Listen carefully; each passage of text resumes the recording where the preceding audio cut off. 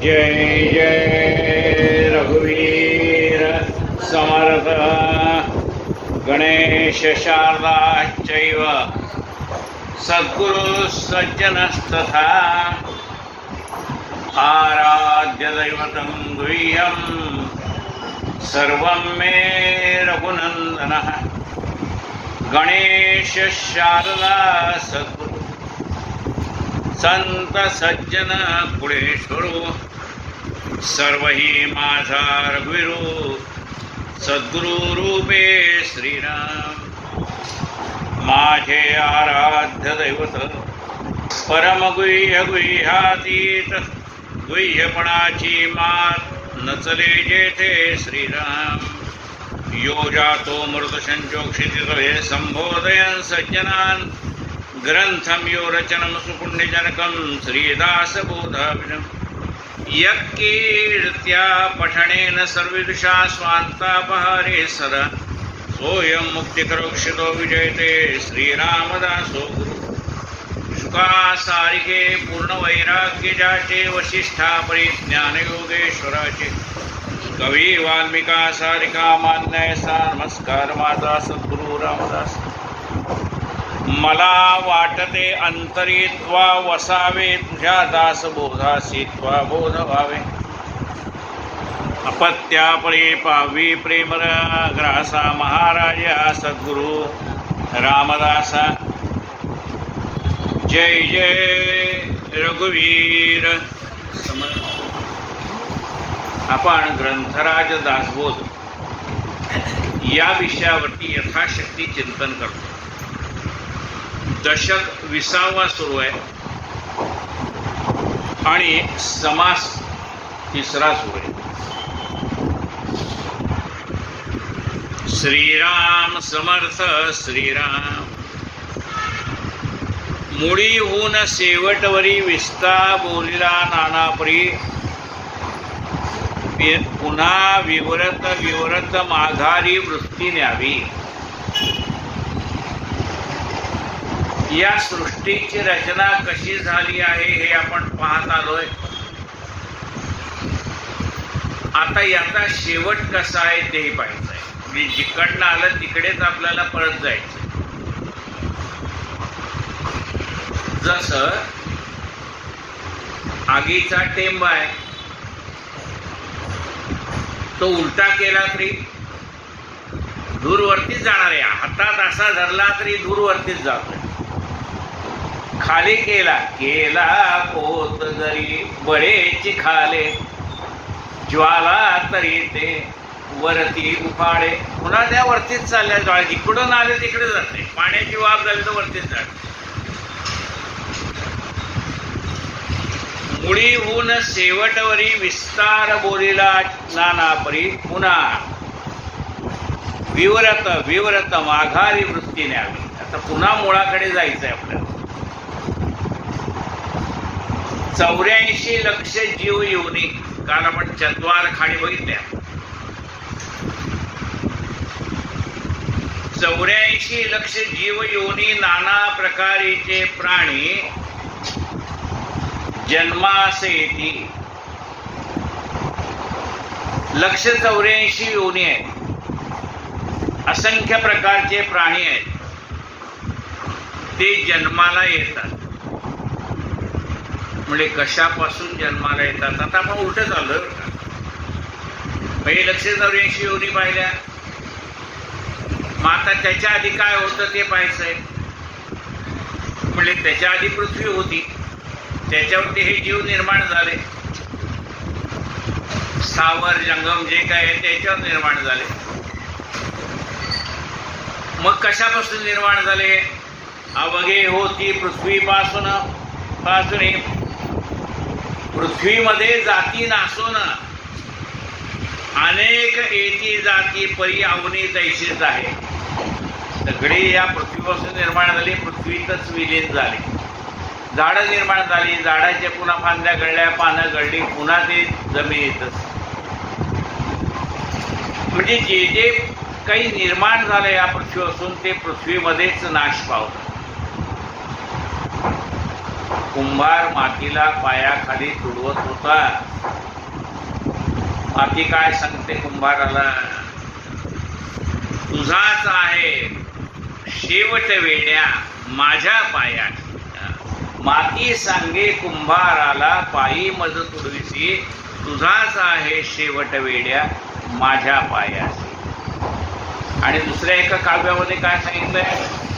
मातीवर चढणे एक नवा थर अंती. मातीवरती नवीन एक थर चढतो, बाकी काही होत नाही. आपल्या देहाची राख झाली तर काय होईल? चिमटभर माती पुन्हा त्याच्यावर झाली.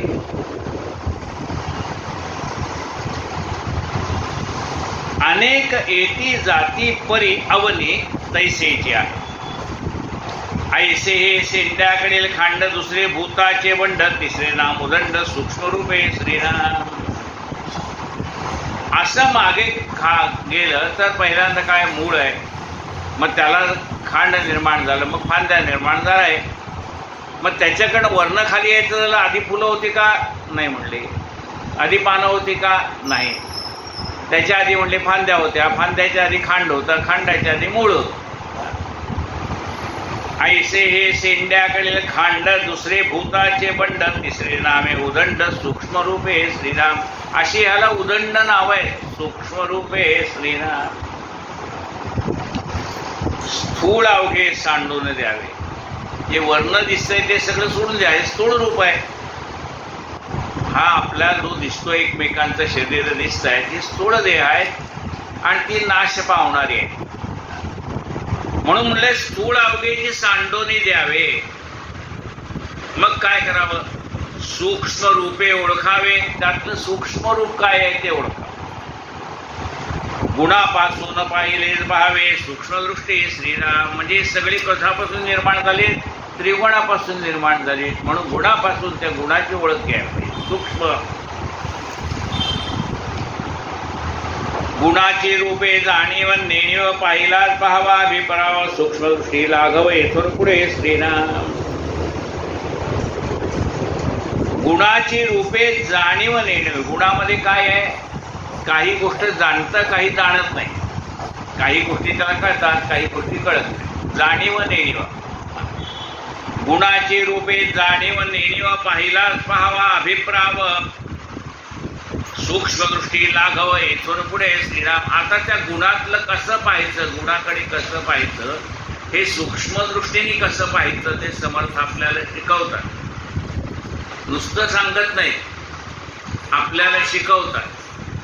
शिकवणे याचा अर्थ काय? एखादी गोष्ट समजून सांगणं. मग ते आपल्याला नुसतं सांगून जात नाही, तुम्हाला कळलं पाहिजे अशा भाषेत पुन्हा पुन्हा सांगतात. आता हे जे नेणीव कशाला म्हटलंय, जाणीव कशाला म्हटलंय? गुणामध्ये नेणीव जाणीव. शुद्ध नेणीव तमोगुण, म्हणजे ज्या ठिकाणी पूर्ण तमोगुणच आहे तो तुम्हाला काही कळतच नाही. त्याला काय कळतंय? अज्ञान आहे ना, त्याला काय कळत नाही. शुद्ध नेणीव तमोगुण, शुद्ध जाणीव सत्वगुण. सत्वगुण म्हणजे काय? जाणीव आहे, त्याला कळतं काय करावं काय नाही. सत्वगुण आपल्या अंगात आलं काही कळतं.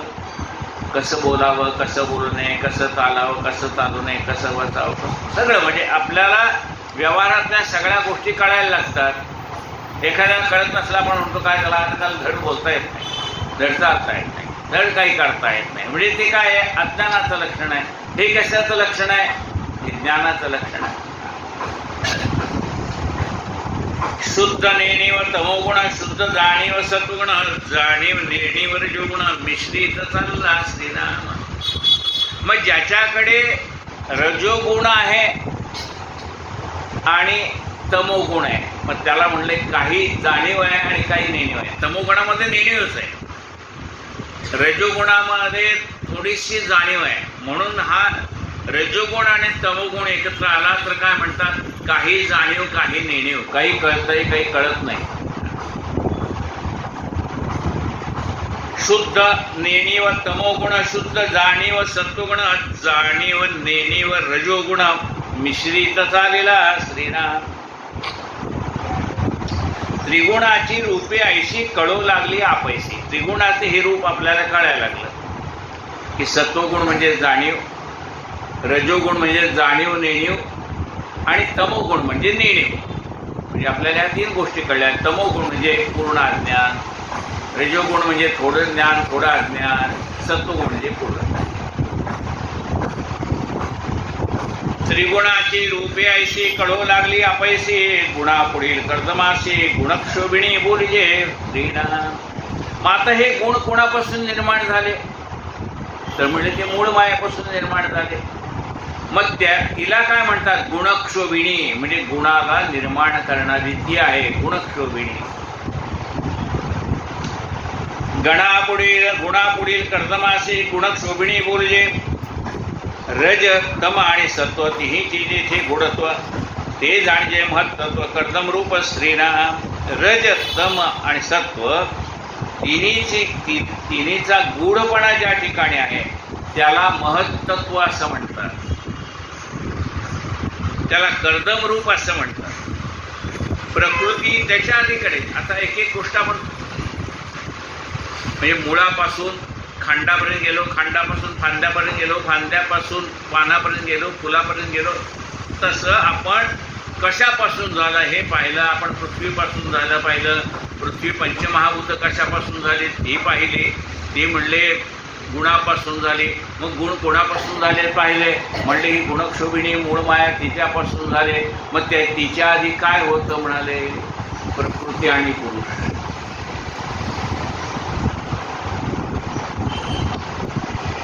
प्रकृती पुरुष शिवशक्ती. त्याला काय म्हणलंय? शिव आणि शक्ती. नुसतं शिव काही करू शकत नाही, नुसती शक्ती काही करू शकत नाही. त्याला अर्धनारी नटेश्वर म्हटलंय. अर्धनारी नटेश्वर म्हणते परी याची स्वरूपस्थिती कर्दमरूप श्रीराम. पण हा कर्दम म्हणजे पुन्हा दिसणार आहे. मातीचा एखादा वस्तू तयार केली पुन्हा त्याची पुन्हा मातीच होणार आहे. म्हणजे मातीपासून कुठल्याही मातीची भांडी तयार केली तर शेवटी ती फुटल्यानंतर त्याचं मातीचंच रूपांतर होणार आहे. म्हणून त्याला यालाही कर्दम असं म्हटलंय, कारण तेही नाश पाहून पुन्हा मूळ तत्वात जाणार आहे. म्हणून सूक्ष्म रूपे गणसौम गुण सौम्य त्यास बोलजे गुणसाम्य तैसे चिंते हे आगमे सूक्ष्म रूपे श्रीराम. मग सूक्ष्म रूपाने पाहिलं तर याच्यामध्ये काय आहे? म्हणजे शिव आणि शक्ती याच्यामध्ये जर आपण आणखीन गुणात जाऊन पाहिलं तर काय आपल्या लक्षात येतं? हे सगळं आहे ते चैतन्यमय आहे असं लक्षात येतं. म्हणजे त्याच्यामध्ये काय आहे? हे चैतन्य आहे म्हणून शिव आणि शक्ती आहे. सूक्ष्म रूपे गुण सौम्य त्यास बोलिजे गुणसाम्य तैसे चैतन्यागम सूक्ष्म रूपे श्रीराम. बहुजिन्सी मूळ माया महाकारण ब्रह्मांडीची काया ऐशी या सूक्ष्मान्वया पाहिले भावे श्रीराम. म्हणून ही जी मूळ माया आहे ती बहुजिन्सी अनेक गोष्टींनी तयार झाली. किंबहुना तिने अनेक गोष्टी निर्माण केल्या. म्हणजे सगळं विश्व तिनेच निर्माण केलेले. हे ब्रह्मांड तिने निर्माण केलेलं आहे. त्याला महाकारण असं म्हणतात. ही महाकारण म्हणजे ब्रह्मांडातली माया आहे. काय आहे? चारी खाणी पंचभूते 14 सूक्ष्म संकेते काय पाहणे ते येथे शोधून पाहावे श्रीराम. 4 खाणी पंचमहाभूत हे सगळं याच ठिकाणी आपल्याला सूक्ष्म रूपाने पाहावं लागणार आहे.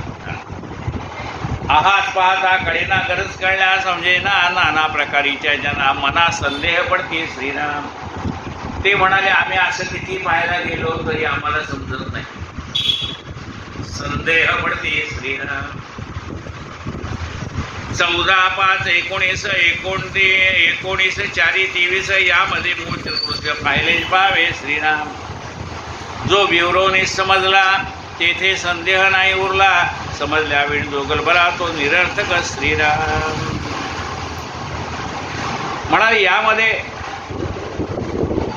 5 काय आहे, 14 काय आहे हे सगळं समजून घ्यायला पाहिजे. म्हणजे मागापणी तत्व समजून घेतली. 1 म्हणजे काय? एक परब्रह्म. 2 म्हणजे काय?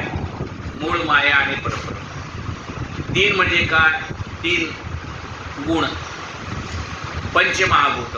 अशी सगळी तत्व आहेत ती आपण मागे समजून घेतलेली आहे. सकळ सृष्टीचे बीज मूळ मायेत आहे सहज अवघे समजता सज्ज परमार्थो तो श्रीराम. मग एवढ्या सगळ्यात बाकी काही कळलं नाही तरी हरकत नाही म्हणाला. एक गोष्ट कळली तरी पुष्कळ. म्हणजे कोणती? सकळ सृष्टीचे बीज मूळ माये आहे. म्हणजे या सबंध सृष्टीचं बीज जर शोधायला गेला, ज्याचा मुळारंभ आरंभ तो निर्गुणाचा, मग तो त्या ठिकाणी म्हणाले या मूळ मायेमध्ये ते बीज आहे ह्या कशाचं? ह्या विश्वाचं. तो विश्वातीत आहे. कोण? परमात्मा, ज्याला आपल्याला बाहेर जायचंय तो म्हणजे विश्व नाही. हे विश्व निर्माण करण्याची शक्ती ज्याने त्या मूळ मायेत दिली तो आहे. सकळ सृष्टीचे बीज मूळ मायेत असे सहज ते अवघे समजता सज्ज परमार्थो तो श्रीराम. असं मुळापर्यंत गेल्यानंतर मग आपल्याला परमार्थ होतो. कशापासून काय झालंय आणि शेवटी कशात विलीन होणार. समजले माणूस साळवेना निश्चय अनुमान धरीना सावळा गोंधळ करीना परमार्थ कधी श्रीराम. ते ज्याला हे समजलं आहे हे सगळं परमेश्वराने निर्माण केलेलं आहे. पुन्हा परमेश्वराला कंटाळा आल्यानंतर सगळं आवरून ठेवणार. त्यामुळे त्याच्या मनामध्ये काही समज गैरसमज असे होत नाहीत. त्याला एकदा लक्षात आलं हे सगळं भगवंताची करणी, सारी भगवंताची करणी. लक्षात आलं. देवा तुझे किती सुंदर आकाश सुंदर प्रकाश देव देतो. त्याने सगळं आपल्यासाठी निर्माण केले ना. सृष्टी निर्माण केली आपल्यासाठी, त्यांनी आपल्यासाठी निर्माण केलेलं आहे. शब्दात इथं बोलता आले त्याचे वाक्यांश बोलले. म्हणजे जे शब्दाच्या पलीकडे आहे ते कशाने सांगितले? खुणेने सांगितले. म्हणून त्याला वाक्यांश म्हटलेले आहे. शब्दाने सांगता येत नाही, म्हणून नुसतं खुणेने सांगितलं ते कळलं. तिथं बोलावं लागलं नाही, खुणेनेच कळलं. शब्दात इथं बोलता आले त्याचे वाक्यांश बोलले. शुद्ध लक्षांश लक्षले पाहिजे विवेके श्रीराम. मग शुद्ध लक्षांश जे आहे, जे लक्ष म्हणजे जे प्राप्त करून घ्यायची ती गोष्ट. मग आपल्याला काय प्राप्त करून घ्यायचंय? शुद्ध लक्षांश जाणून घ्यायचा आहे. हा शुद्ध लक्षांश म्हणजे तो निर्गुण निराकार परमात्मा आपल्याला जाणून घ्यायचा आहे. काय आपल्याला प्राप्त करून घ्यायचंय ते तर आधी कळलं पाहिजे. जसं मारुतीला सांगितलं सीताला शोधून आण, मग मारुतीने विचारलं तर आपल्याला नेमकं काय प्राप्त करून घ्यायचंय तर कळलं पाहिजे. पूर्वपक्ष म्हणजे माया सिद्धांते जाय विलया माया नसता मग तया काय म्हणावे श्रीराम. पूर्व पक्ष आणि उत्तर पक्ष. पूर्व पक्षामध्ये गोष्ट सांगितली जाते, उत्तर पक्षामध्ये त्याचं निराकरण केलं जातं. पूर्व पक्षामध्ये सांगितलं हे सगळं मायेने निर्माण केलं. आपल्याकडनं माया भारी. मग उत्तर पक्षात त्याने असं सांगितलं अरे ह्या मायेला निर्माण कोणारे तो पहा.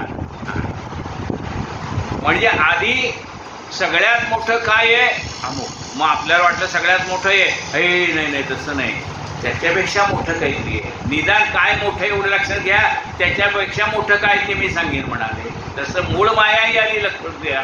आणि मग त्या मूळ मायेला कोणी शोधलं निर्माण केलं ते लक्षात येईल. पूर्वपक्ष म्हणजे माया. सिद्धांते जाय विलया. माया म्हणजे जे नाही ते दिसतं त्याला माया म्हणतात. म्हणजे नाही ते म्हणजे काय? वाजे पाऊल आपले म्हणे मागे कोण आले. आपलंच पाऊल वाजते म्हणून मागणं कोण येते. अरे तुझंच पाऊल वाजतंय, तुझ्याच पावलाचा आवाज तुला ऐकायला येतोय. एका माणसाने सांगितलं अमावस्येला त्या वाळवंटातनं जाऊ नको बरं का, तिकडे दगड मारतात म्हणजे कोण. हा म्हणला मला काय, मला कोण दगड मारणार. गेला त्या वाळवंटातनं, चप्पल घाते. पूर्वी काय सँडल बिंडल लावते ना, चप्पल घाते चालायला लागला. कुठनं तर आवाज आल्यावर तो धावायला लागला. ते याच्यात चाकलेले उडणारे दगड याच्या अंगावर यायला लागले. त्याला वाटलं कोणतं दगड मारतंय. घामाघूम झाला. याचे मित्र समोरच उभे होते. म्हणजे का गावाला नाही म्हटलं. तुम्ही म्हटलं ते खरे कोणतं दगड मार. कोण मारत नाही म्हणजे बाबा, तुझ्या पायात चपले दगड उडतायत. तुला जो भ्रम निर्माण झालाय त्याचा हा परिणाम आहे.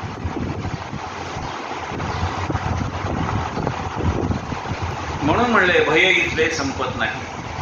का संपत नाही? अज्ञानामुळे संपत नाही ना. ज्ञान झालं की एक असा मनुष्य होता, त्याच्या घरामध्ये उलटी दिसायची माणसं सोबत. आता त्यांनी ते काच याला खिडकीला जी काच लागली होती ती उलटी, त्यामुळे ते सगळं रस्त्यावरून जाणारी माणसं वरती पाय खाली डोके दिसायला लागल्यानंतर काय नाही म्हणले, तुझी काच लावताना चुकली, त्याचा हा परिणाम आहे.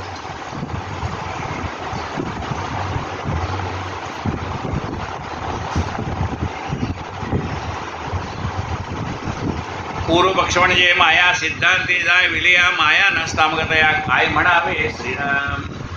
मग ही माया नाही आहे, आगा जे झालेची नाही त्याची वार्ता पुसशी काही असं म्हटलंय. जे झालंच नाही त्याची काय गोष्ट सांगायची आहे? मग ही माया जी दिसते ती ज्ञानाने नाहीशी होते. मावळीत विश्वाभासू काल आपण ऐकलंय.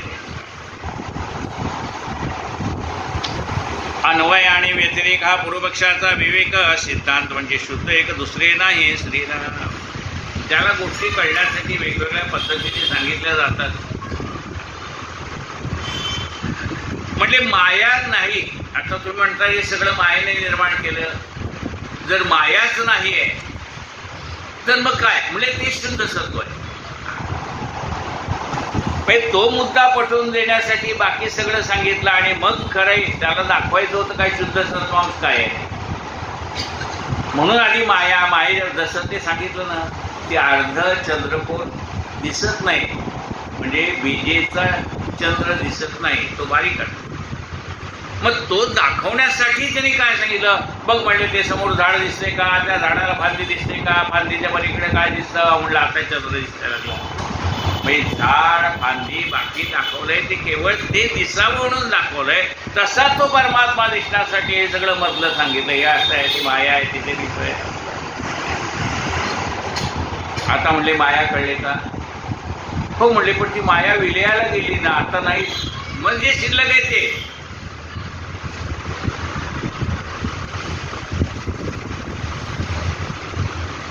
सिद्धांत म्हणजे शुद्ध एक, दुसरे नाही.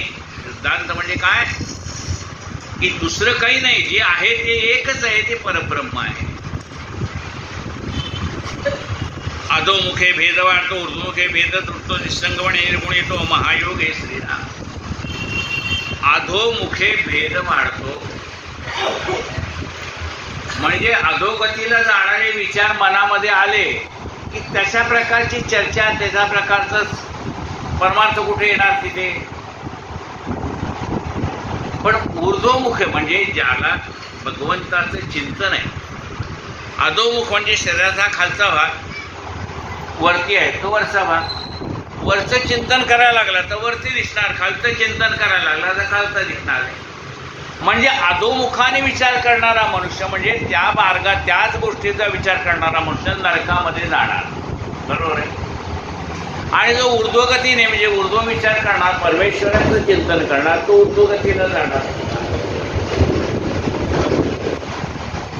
ऊर्ध्वं गच्छन्ति सत्त्वस्थः असं म्हणलंय ना. सात्विक विचाराची माणसं ऊर्ध्वगतीला जाणार, तामस विचाराची माणसं अधोगतीला जाणार. अधोमुखे भेद वाढतो, ऊर्ध्वमुखे भेद तुटतो, निस्संगपणे निर्गुण येतो, महायोगी श्रीराम. जो निस्संग झालेला आहे त्याला महायोगी म्हटलंय. निस्संग याचा अर्थ काय?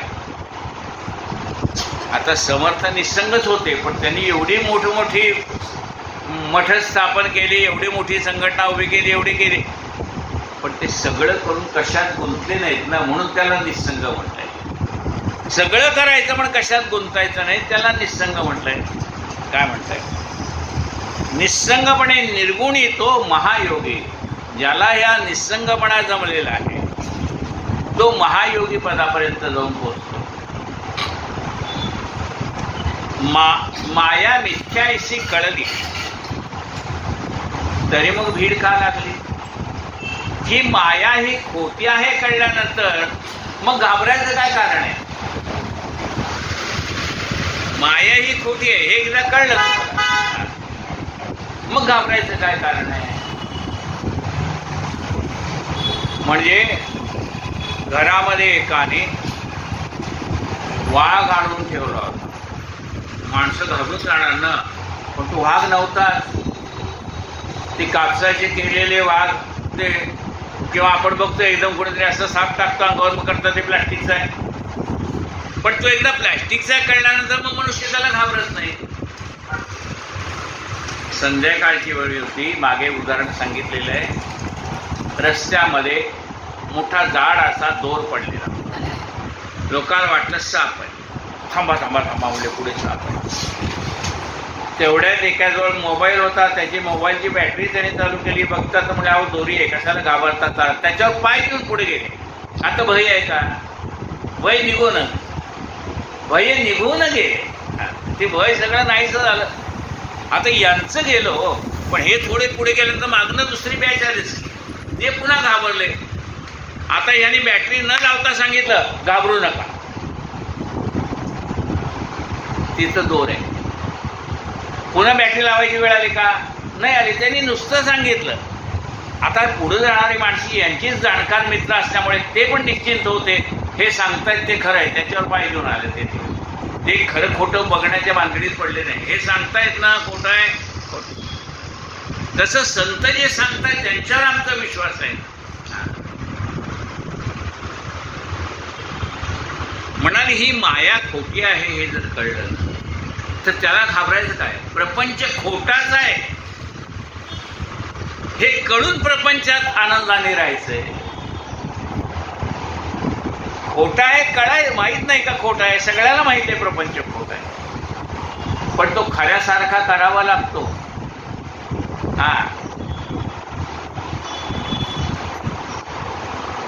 घरात भांडण असले, समोरनं कोणी येते, खालनं कळलं आता गाडी थांबली, कोणतं येतं, लगेच चेंज आहे.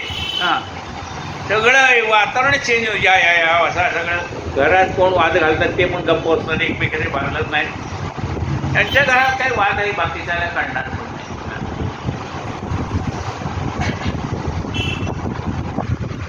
माया मिथ्या अशी कळली तरी मग भीड का लागली? मायेचे भीडेने घसरली स्वरूपस्थिती. त्या मायेला घाबरून आमचं जे लक्ष स्वस्वरूपाकडे लागायला पाहिजे होतं तिकडे लागत नाही. त्यालाच आम्ही घाबरून बसतो. हा भावसागर ओरडून पलीकडे कसं जायचं म्हणून. पांडुरंगाने सांगितलंय ना, महायोगपीठे तटे भीमरथ्याम परम पुंडरी काय रे समागत तमानंद गंधम परब्रह्मलिंगम. हा एवढा कमरेपुरता आहे म्हणाले. कमरे इतक्या पाण्यातून मनुष्य सहज चालत जाऊ शकतो पलीकडे. कशाला घाबरतो?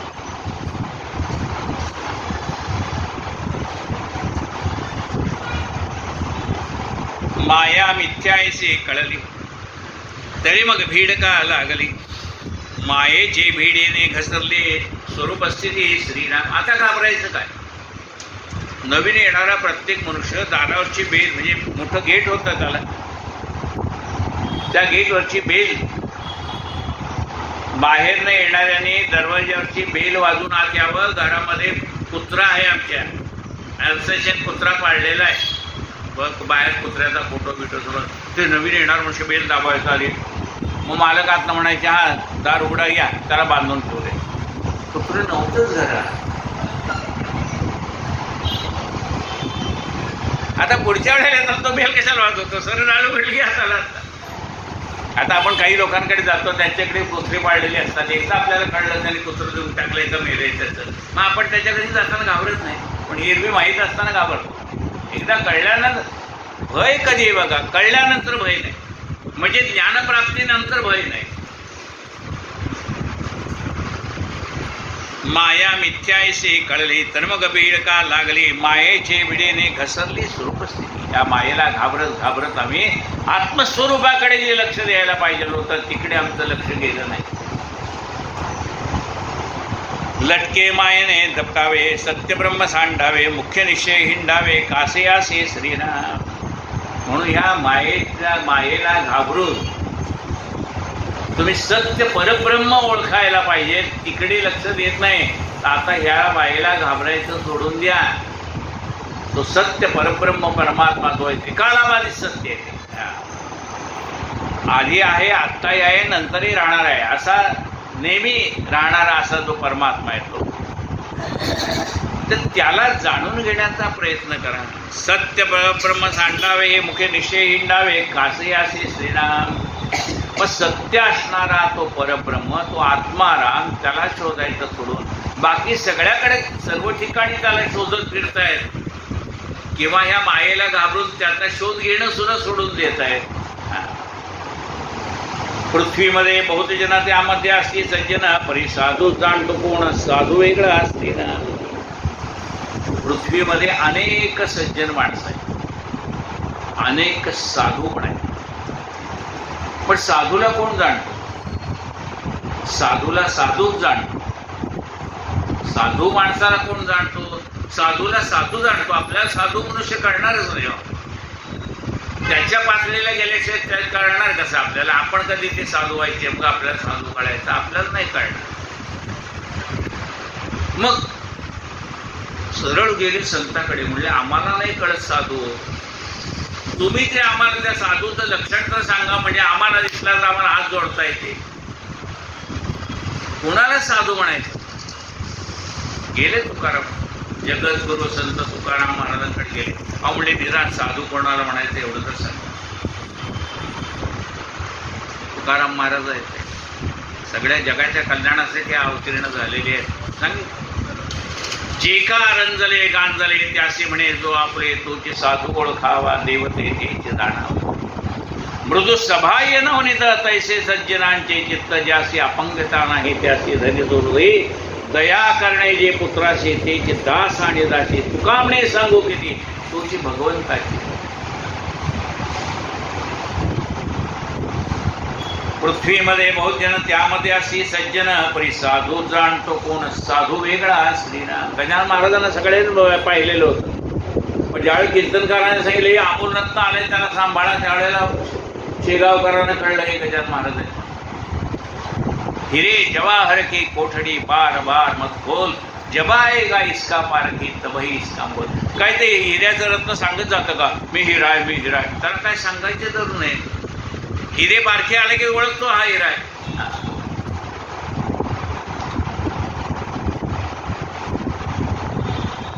म्हणून संसार सांडावा मग साधूचा शोध घ्यावा. फिरोठाई पडा पाडावा साधूजन श्रीराम. म्हणून संसार सांडावा याचा अर्थ काय? संसारातली प्रपंचाची कामं करून मग अशा साधू संतांचा शोध घ्यावा. म्हणून संसार सांडावा मग साधूचा शोध घ्यावा. फिरोठाई पाडावा साधूजन. अनेक ठिकाणी जावं, सत्संग राहावं, कुठेतरी चांगला भेटणार का नाही? साधू भेटणार. उदंड हुडकावे संत. अनेक संत शोधावे, पण कुठल्या संताला भगवंताची प्रचिती आली आहे ते संत महत्वाचे. उदंड हुडकावे संत सापडे प्रचितीचा महंत. प्रचिती बिन स्वहित होणार नाही श्रीराम. प्रचितीचा महंत पाहिजे. ज्याला स्वतःला प्रचिती आली आहे तोच आपल्याला प्रचिती देऊ शकेल. म्हणून ज्याने भगवंत आपलासा केलेला आहे अशा संतांची कास आपण धरावी. आपण गजानन महाराजांची कास धरली, त्यांच्यामुळे आपल्याला भगवंतापर्यंत जाता येईल. काय दोन प्रकार असतात. ज्ञानी माणसाला संत भगवंताची प्राप्ती कशी करायची ते समजावून सांगतात. तू या मार्गाने जा बाबा, तुला देव भेटेल. त्याला काही कडेवर घेऊन जात. पण अज्ञानी जीवाला मात्र संत आपल्या बरोबर घेऊन जातात आणि देवाच्या पायावर घालतात. म्हणून त्यांचा हात कधी सोडायचा नाही संतांचा.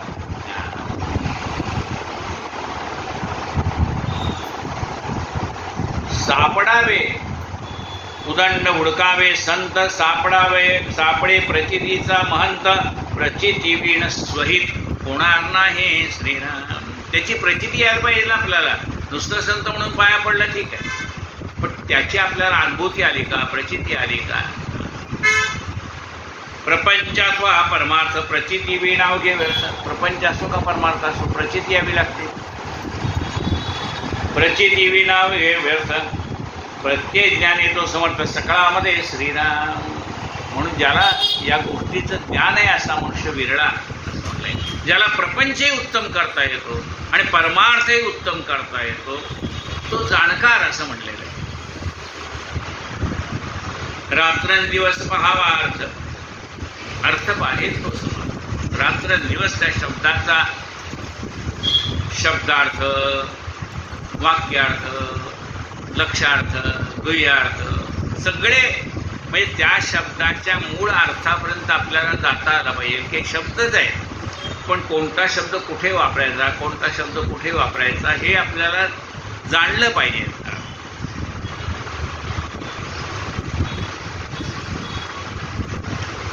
अर्थ पाहे तो समर्थ परलोकीचा निज स्वार्थ तेथे जिकडे श्रीराम. म्हणून असं म्हणले परमार्थ म्हणजे त्याला परमार्थ म्हणतात. त्यातला मुख्य अर्थ मतितार्थ आपल्याला कळला पाहिजे. परलोकीचा निजस्वार्थ तेथे जिकडे अशा माणसाची आपली गाठ पडली की मग परलोकीचा स्वार्थ साधला जातो. म्हणून पाहिले की पाहावे आणि शोधले की शोधावे अवघे करता व्हावे संदेह तुटीस का. म्हणून पाहिले की पाहावे. आपण जे ग्रंथ वाचले ते पुन्हा पुन्हा वाचावे. आताही तुम्ही रामउपासना रोज म्हणताय, गीता रोज म्हणतायत, काय गीताही म्हणताय ते रोज रोज पाहिले की पाहावे. रोज तुम्हाला त्यातला नवीन नवीन नवीन अर्थ कळत जातो. पाहिले की पाहावे आणि शोधले की शोधावे. शोधलेल्या गोष्टी पुन्हा पुन्हा त्याची कस लावली पाहिजे.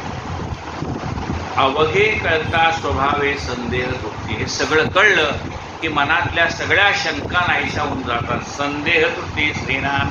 इथे श्रीदासबोधे कृषीश्रमादे सूक्ष्म नामाभिधान नाम समाश्रुत्य श्रीराम समर्थ श्रीराम. जय जय रघुवीर समर्थ. सूक्ष्म नामाभिधान असा तिसरा समास पूर्ण झालेला आहे. तर आपल्याला 7 समास आहे आणि माझ्या अंदाजाने प्रतिपदेपर्यंत 5-7 दिवस आहेत शिल्लक. अजून नाही का 5-7 दिवस आहेत. म्हणजे नवरात्रीच्या आधी बहुतेक आपलं दासबोध संपेल असा अंदाज आहे.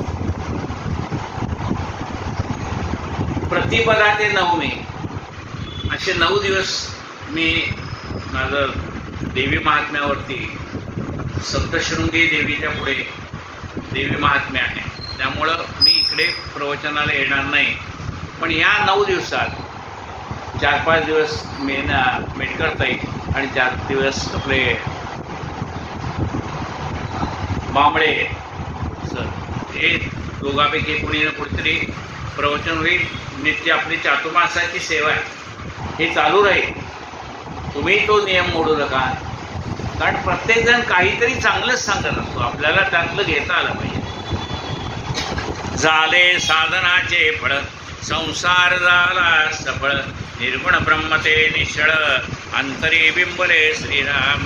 हिशेब झाला मायेचा झाला निवाडा तत्वांचा. साध्य होता साधनाचा ठाव नाही श्रीराम. स्वप्ने जे जे देखले ते ते जागृते सुडाले. सहजच्या निर्वाच्य झाले बोलताने श्रीराम. ऐसे हे विवेके जाणावे प्रत्येक गुणेस बाणावे. जन्म मृत्यूच्या नावे शून्याकार श्रीराम. भक्ताचे निसागवाने कृपा केली दाशरथीने. समर्थ कृपेची वचने दोहा दासबोध श्रीराम.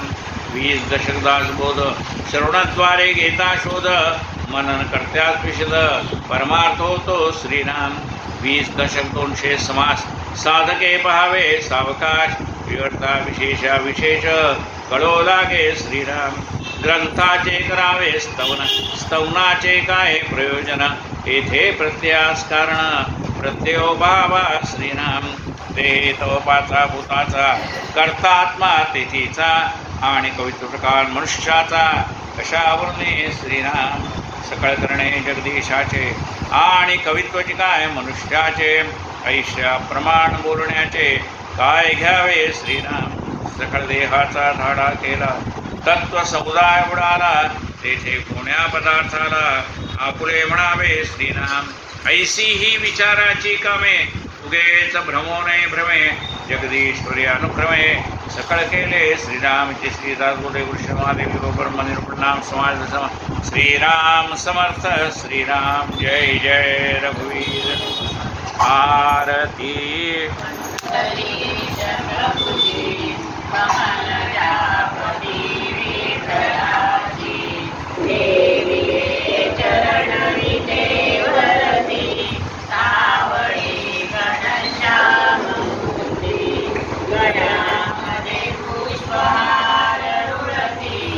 खुले त्यावरी लाजला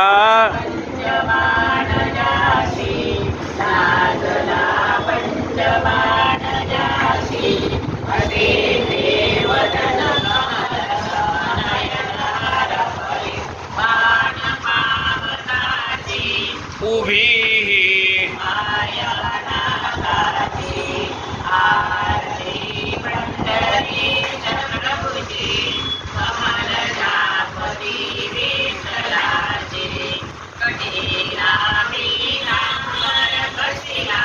कस्तुरी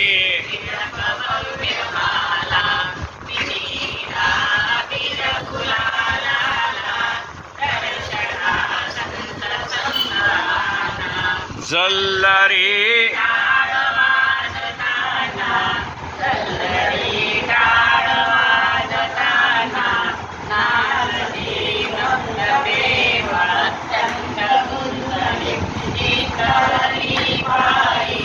गुंतले